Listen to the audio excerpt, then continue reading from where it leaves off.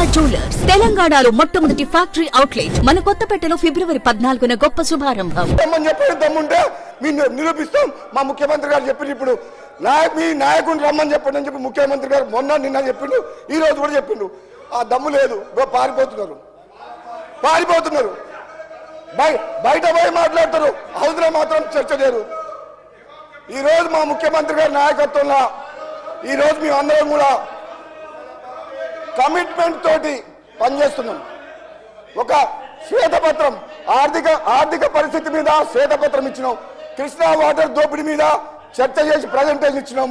గోదావరిలో మోసం జరుగుతుంది, మేడిగడ్డకు ముఖ్యమంత్రి గారి నాయకత్వంలో అందరం పోయి చూసి వచ్చినాం. అది జీర్ణించుకోలేక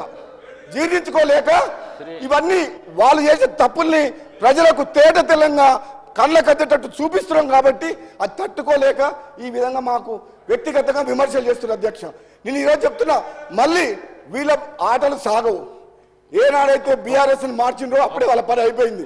వాళ్ళు బతుకు తెరువు కోసం, అధికారం కోసం, స్వార్థం కోసం పనిచేసే వ్యక్తులు. ఆనాడు తెలంగాణ సెంటిమెంట్ రెచ్చగొట్టి రేవంత్ రెడ్డి గారు అన్నారు, నిన్న అమాయకులను చంపి పిల్లల్ని చంపిన పాపం మీకు ఉసురు తగులుతుందని చెప్పి వాళ్ళ కుటుంబం లక్షల కోట్లు దోసుకుంది. అధ్యక్ష, ఆ పాపం ఎవరో త్యాగం చేస్తే త్యాగాల పునాదం మీద ఏర్పడ్డ తెలంగాణలో ఒక కుటుంబం బాగుపడి లక్షల కోట్లు దోసుకున్న చరిత్ర వాళ్ళది. అది తెలంగాణ ప్రజలు 2 సార్లు తప్పు చేసినామని గమనించి ఈరోజు గ్రహించి మళ్ళీ తెలంగాణ ఇచ్చిన కాంగ్రెస్ పార్టీకి పట్టం కట్టిన. అధ్యక్ష, ఇది పేదల ప్రభుత్వం, పేదల రాజ్యం, పేదల కోసం పనిచేస్తుంది. ఈరోజు మమ్మల్ని మా లోపల చీలిక తీసుకొచ్చి నన్ను రెచ్చగొడతారు.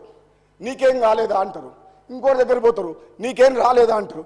ఎంతసేపు మనం చీల్చి మళ్ళీ అధికారంలోకి రావాలని కుట్ర చేస్తారు. అధ్యక్ష, కానీ వాళ్ళ పప్పులు ఉడుకోవు.